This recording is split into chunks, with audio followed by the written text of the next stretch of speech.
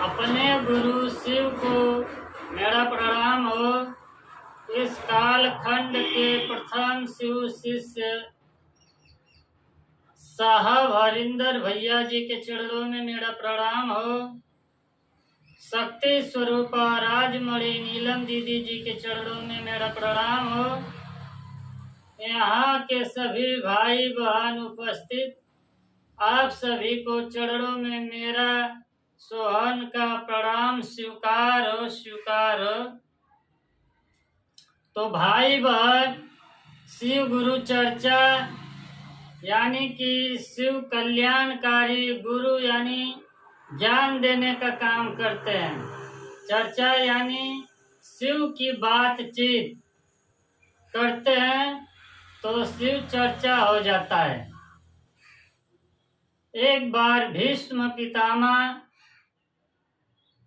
सरसैया पर लेटे हुए थे और उनके आंख से आंसू गिर रहा था। अर्जुन ने भगवान कृष्ण से कहे कि प्रभु, भीष्म पितामह को तो इच्छा वरदान है, उनके आंख से आंसू क्यों गिर रहा है? तब उत्तर देते हैं भीष्म पितामह अर्जुन को। कृष्ण वहां पे कुछ नहीं बोल रहे हैं। कहते हैं भीष्म पितामह अर्जुन जी से कि अर्जुन, मेरे आंख से इसलिए आंसू गिर रहा है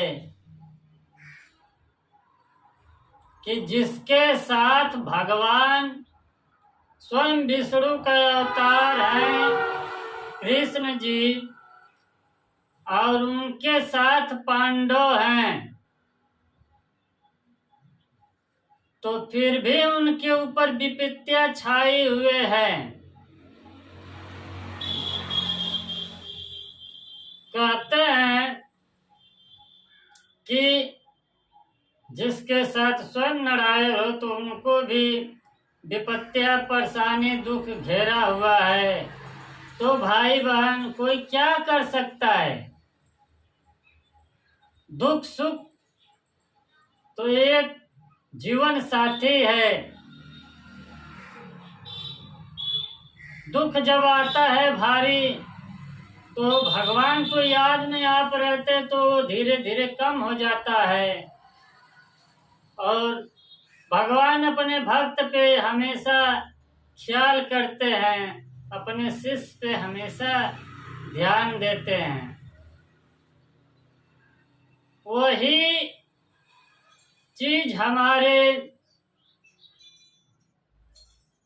गुरु भाई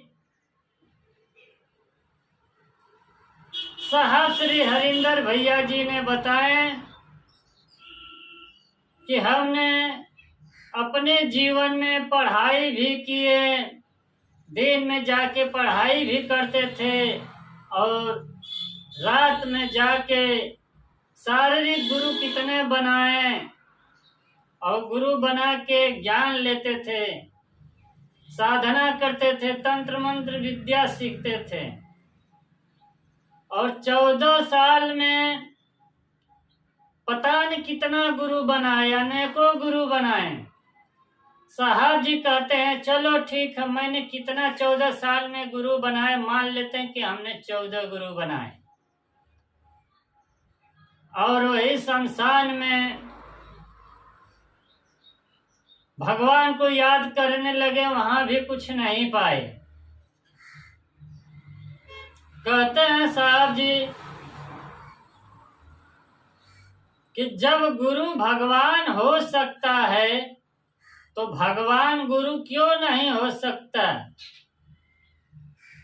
तब उनके मन में ख्याल आता है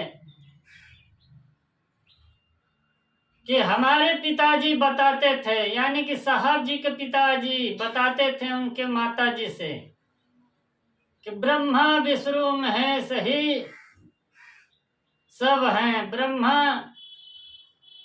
जन्म कुंडली बनाने का काम करते हैं, विष्णु पालनहार है, सबको भोजन देते हैं। और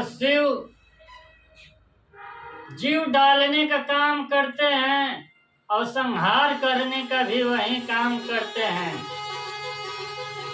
तो साहब जी वही संसार में भगवान शिव को अपना गुरु बना के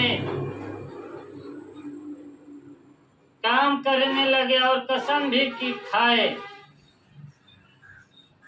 कि अगर महादेव अगर आकाश से आएंगे और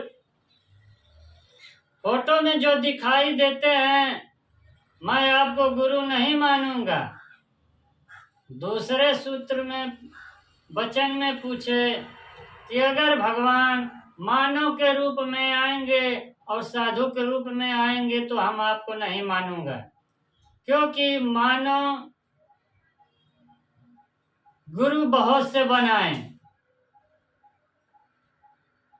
और आकाश से जो प्रेत बाधा आते थे उससे भी साहब जी सब समझ गए, कहें कि मैं आकाश से आएंगे तो भी नहीं मानूंगा। तीसरे वचन में कहें मैं ये सब जो भी सीखा हूं सबको मैं छोड़ दूंगा। महादेव जी आप जो सिखाएंगे पढ़ाएंगे मैं वही करूंगा, बाकी कुछ मत नहीं करूंगा। और यही करके साहब जी घर चले गए। तब एक दिन आम के पेड़ के छाए में बैठे थे, गर्मी का माहौल था और हवा बहुत अच्छा चल रहा था। साहब जी ध्यान लगाए थे अपने महादेव जी को, तो सांसों के द्वारा अंदर गया नमः, बाहर आया शिवा।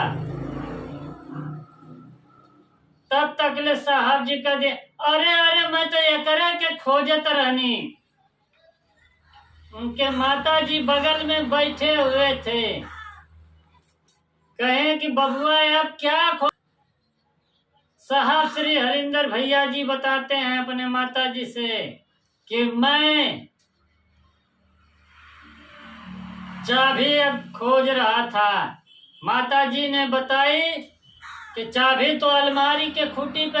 माता जी मैंने चाबी वो नहीं खोज रहा था, मैं तो आध्यात्मिक चाबी खोज रहा था।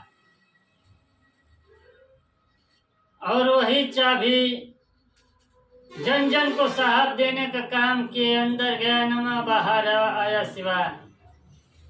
जो साहब जी पाते हैं अच्छा कोई चीज तो एक दूसरे को देने का काम करते हैं। और इसी शुभकामनाएं से आप सभी भाई बहनों को चरणों में मेरा